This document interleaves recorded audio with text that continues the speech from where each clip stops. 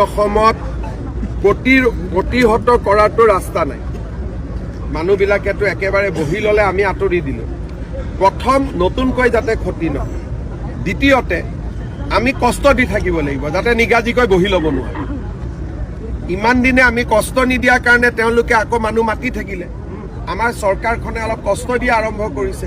কষ্ট দিলে লাহে লাহে মানুহবোৰ আঁতৰি যাব। এদিনতে চমৎকাৰ নহয়, কিন্তু যদি 15-10 বছৰ কষ্ট দি থাকিব পাৰোঁ তেতিয়া নিজে নিজে ন্যায় এটা পাৰ্টিকে ভোট দিব।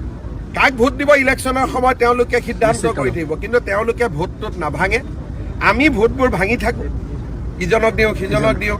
যেনেকৈ ঘৰত নামঘৰত অলপ অলপ প্ৰসাদ চবকে দিব লাগে, তেনেকৈ আমিও প্ৰত্যেকটো দলকে এক চিন্তা ভোট দি দিওঁ, কিন্তু মিয়াই এক জেগাতে ভোট দিয়ে। আৰু সেইকাৰণে তেওঁলোক ৰাজনৈতিকভাৱে আগবাঢ়ি গৈ আছে।